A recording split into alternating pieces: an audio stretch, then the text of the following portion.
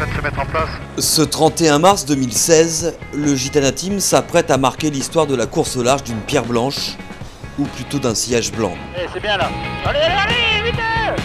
C'est 42,7. À ces vitesses vertigineuses, le Multi 70 Edmond de Rothschild vole littéralement au-dessus des flots, une véritable révolution, une première pour un trimaran océanique qui valide les efforts de tout un team. 40 nœuds sur un bateau comme celui-là, c'est pas anodin. C'est un peu le succès de 2 ans de travail et le travail de toute une équipe.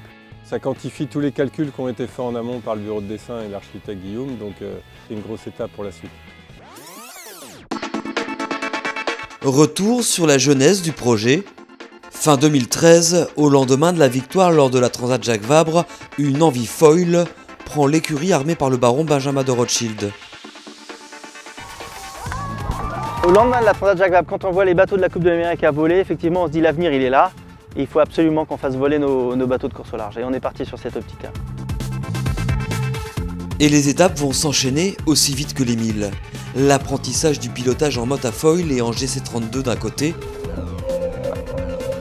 La transformation de l'ancien mode 70 avec l'aide de Guillaume Verdier, de Pointure néo-zélandaise et du bureau d'études de l'autre côté.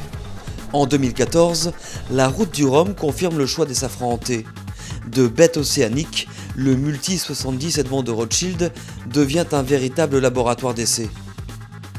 Un an plus tard, le trimaran aux 5 flèches prend son envol avec des foils asymétriques. Le rêve est en passe de devenir réalité. On a atteint nos objectifs, que ce soit en termes de vol, de stabilité et de vitesse. Le Gitana Team est allé au bout de l'innovation en ce qui concerne le trimaran blanc. Avec 43 nœuds au compteur et le vol du monstre de carbone, le pari est relevé.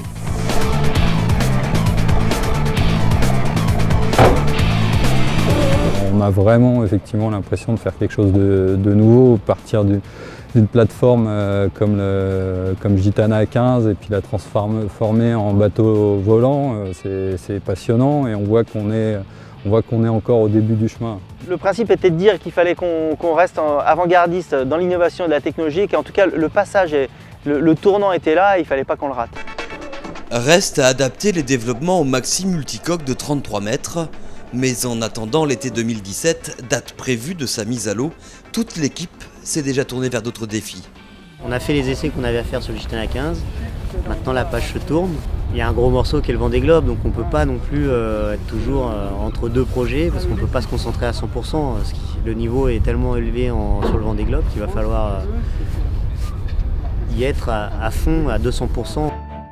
Les campagnes de printemps doivent permettre de jauger les forces et les faiblesses du monocoque.